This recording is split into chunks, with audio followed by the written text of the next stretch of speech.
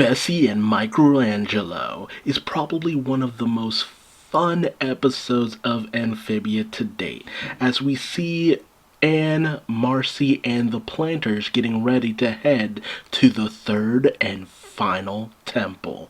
Also, MicroAngelo is here. Honestly, I'm surprised to actually have anything focus on him because of the fact that he seemed like a one-off joke. But we see that Hapadai is putting Bessie in charge of MicroAngelo while they're away, since he's so small and cute and lovable, and she's a big old girl who's has a wealth of age and experience. Honestly, Hapadai throws some shade about Bessie's age, but we'll forgive him if only just this time. But you see throughout this episode, MicroAngelo suffers from the baby disease. And that's that he constantly finds himself in these dangerous situations that he's too oblivious to realize are as dangerous as they are. And, that's the thing about children is they will throw themselves headlong into certain death. That's why you really need to keep an eye on all small children. And, MicroAngelo is sweet, he's adorable, he's cute, but he's always popping off. Meanwhile, Marcy finally does the one thing everyone does whenever they first see Anne, and that's throw shade at her outfit. And I'm not talking about in-universe. Everyone I know has thrown shade at Anne's outfit, especially the fact that she walks around in just a sock, which fair enough. It's just like, you walk on a lot of rocks and stuff. I can't gel with that. But Anne's none too pleased with the idea of Marcy attempting to give a makeover, as in the past, whenever Marcy and Sasha would do just that, it usually did not go over well. Anne without hair looks like a friggin' Tootsie Pop. But Bessie continues to be in the worst situation as MicroAngelo constantly throws himself in the most perilous of situations. I keep repeating these friggin' verbs and nouns and all this stuff. I need to work on my lexicon, but at every turn, Betsy just barely manages to get him out of harm's way. Poor Frobo. He would have been devastated to be guilty of manslaughter.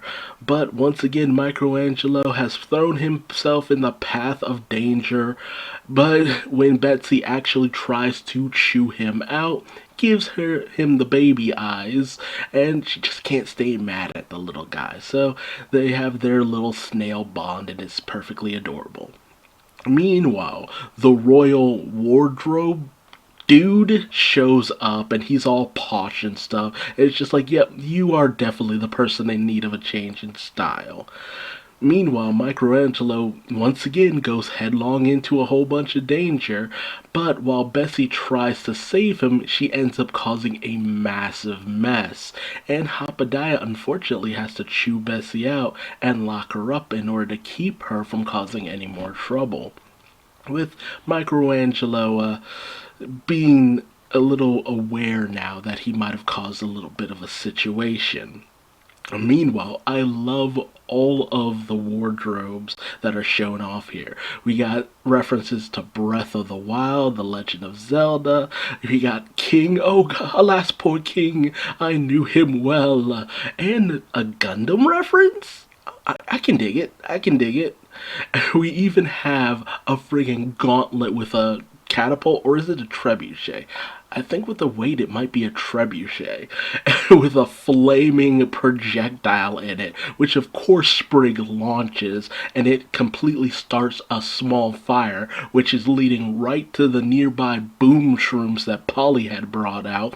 So you get a little bit of a ticking clock going on here, and MicroAngelo alerts Bessie to the danger, but she's too chained up.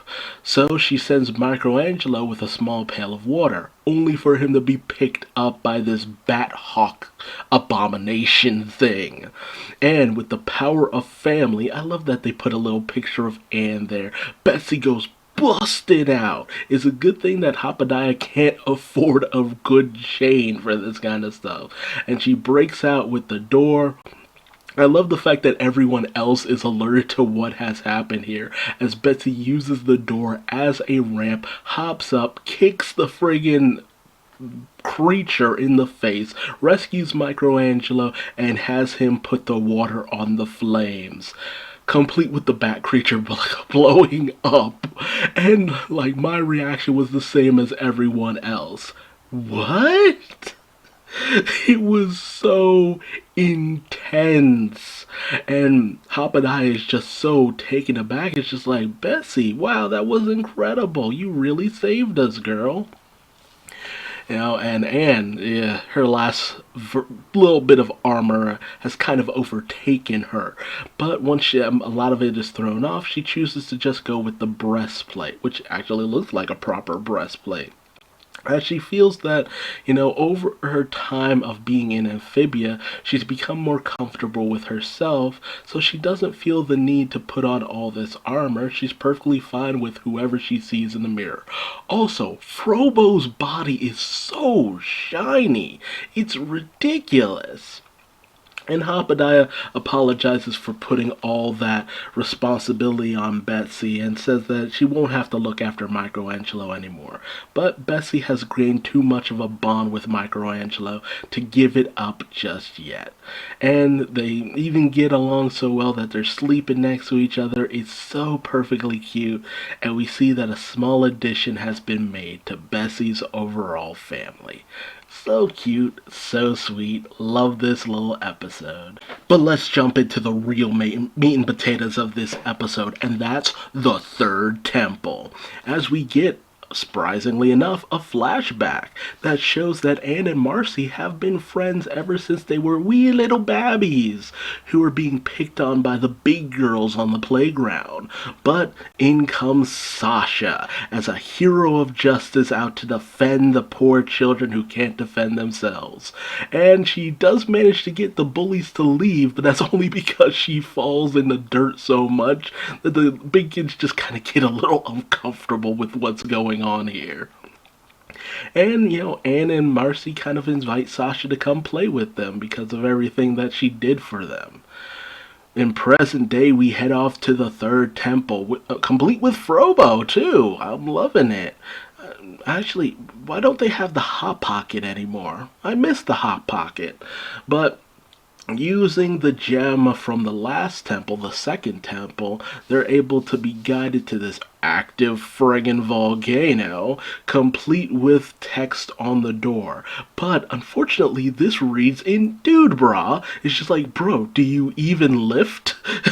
It's just like, wait, how do you lift this? And Frobo has them gains.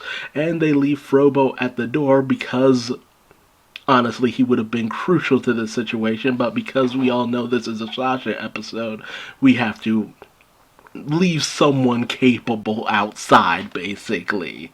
So in the Temple of the Eternal Dude Bra, like Shaw, they head into the caverns, the lava-filled caverns, and unfortunately the planters are dried out because they're amphibians and they need moisture. And they have a perilous path that says, are you tough enough to walk forward? And I guess I don't remember the complete translation. And complete with hammers, and they're just like, why are these hammers for? It's for the giant lava worms just crawling through the lava. And Anne is able to deck one in the face in order to save Sprig, but it's looking like a very perilous path, especially since not too many of them can actually wield the hammer. And when they're making their way across, one of the lava worms go after them, but unfortunately Marcy, with her weak little baby arms, cannot lift the hammer. But she's saved by none other than Sasha, in complete anime coolness fashion, who just wields her sword and one of the hammers with one hand each. Because we've seen her lift, we know she got them gains. But Anne is on the defensive, but Sasha comes in like they were always friends, that nothing ever happened between them. And while Marcy is overjoyed, Anne's not quite sure. But Sasha lets them know that, oh, well, we've been tracking you guys for a while now. We heard you were together on this mission, so we thought we'd stop on by. And we see that Grime is here as well, also very much dried out, but not any less of a badass. But, the planters and Anne are just not ready for these guys right now, but Sasha tries her best to give a heartfelt apology and says that, yeah, everything that happened was my fault. I apologize for all of that, yada, yada, yada. And they even explain it's just like after the fall of Toad Tower, we've been kind of on our own, wandering the world, and that's given us a lot of time for soul searching. We know because of the events of last episode that's a crock of shit, but it's still a nice apology. And Marcy brings out the calamity box saying, hey, this is what we're using, we're charging up the stones, and doing that will actually get us home. So Sasha says, well, that's a good thing that I'm here in the Temple of Strength. I'll be best. Although she does advise that the planters stay outside, Anne's not about her telling her friends what to do, as they're still just kind of not quite sure about Sasha for the most part.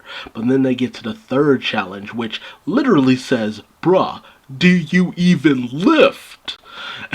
And I love the way Marcy just questioningly translates this, like, I'm not sure that's quite what it says, but that seems to be what it says.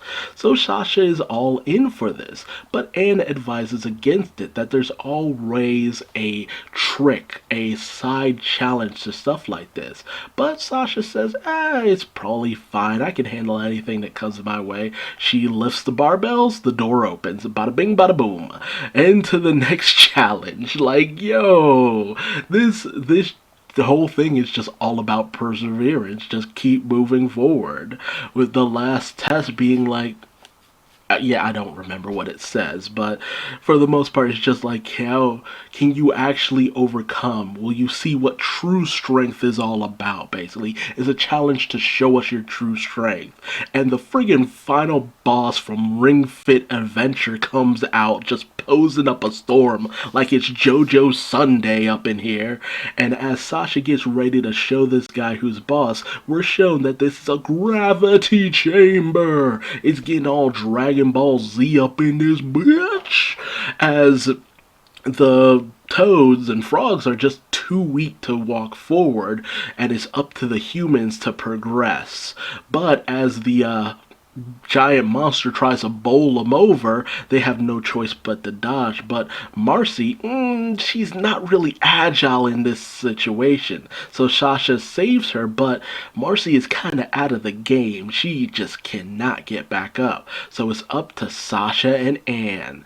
And Anne's kind of surprised that they're actually in this situation helping each other out. But Sasha questions the fact that Anne just seems so distrustful of her even after she apologized.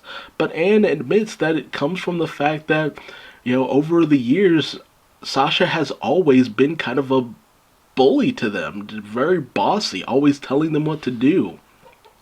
So it's not just now, it's years of,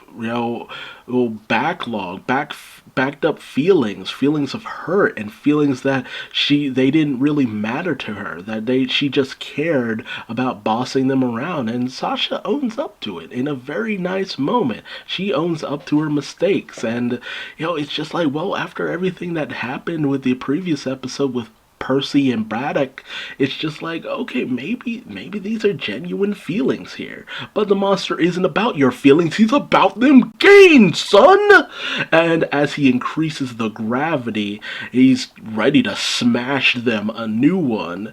But Anne says that we can't do this together, but I know you can, because I believe in you. Much to Sasha's surprise. But she's lets Sasha know that she's always looked to Sasha as an inspiration. The strength, the her capabilities. She had this never give up attitude that Anne really gelled with, so she knows that Sasha can do this. And with the power of love and friendship on her side, she drops her friggin' weighted clothing. Like, yo, I was joking with that Dragon Ball Z bullshit, but now straight up, apparently her armor is just that heavy, complete with her friggin' boots, and it's just like, you've been wearing that the whole time? And she full on goes in ham, and in one fell strike slices the monster in twain. And I love the thumbs up that the monster gives him at the end. It's just like, yo, that was sick, brah. And boom. And in the end, the team has made it through. They give Sasha the honors of charging the crystal. Bada bing, bada boom. The power is drained from her, I guess, and it's ultimately revealed that the true test of strength, the true proof of strength, is perseverance. I love that. It's so cheesy, but ultimately, friendship is also a form of strength in this situation. And so, the Calamity Box has been completed. But when Anne suggests maybe opening it up and heading home, Marcy makes a very interesting point that, hey, maybe we should take it back to King Andreas, just to make sure that we don't end up someplace we don't want to be. Which makes sense, but we also know because of the events of one of the previous episodes, this might be something that King Andreas had planned from the jump. But that's neither here nor there to the rest of the girls. Marcy is the girl with the plan, so they trust her regardless, and it seems like the best friend squad is back in business, with Sasha just being happy that Anne accepted her apology, and that she thinks so highly about Sasha, and it's cutely awkward between them, and it's a very nice moment, which is immediately ruined by Grime being like, don't forget what our objective was here. And Sasha says, well, it was all an act. Of course, I haven't lost sight of the prize. We're using the planters and Marcy in order to get into Newtopia and get to the king. Because, remember the Toad coup? Yeah. Which is going to be hilarious when King Andreas actually turns on our heroes and it's just like, oh, well, maybe the world is better in the hands of the toads? ... Question mark, question mark, question mark. It could get very Game of Thrones depending on how this whole situation goes down, with the frogs caught in the crossfire of the war between the newts and the toads. But we see that while Sasha did say it was all an act, it's pretty obvious that it wasn't quite true. That she might have been acting in the beginning with the cheesy way she said, "What's up, girlfriends?" A lot of that other stuff, no, I'm pretty sure she was very sincere about a lot of it. And it just begs to be seen. Will Anne and Marcy forgive this deception that Sasha has? Will they see her true feelings underneath? Or will Sasha end up losing her friends altogether because of the ambitions and machinations she has going on behind the scenes? It raises a lot of questions, and I'm curious to know how you feel about this situation yourself. So what did you think about these episodes? Which part was your favorite? Did you love little MicroAngelo, or did you think he was a little shit? And what do you think about Sasha and Marcy's secret agendas that we know are going on? Anne doesn't much have one, which, leaves her in the dark to the fact that her friends are kind of plotting their own things behind the scenes. Who will be found out first? Who will strike first? Only time will tell. Let me know your thoughts in the comment section below, and until next time, I've been Duuz-Diz-Din, and I will see you later. Bye-bye.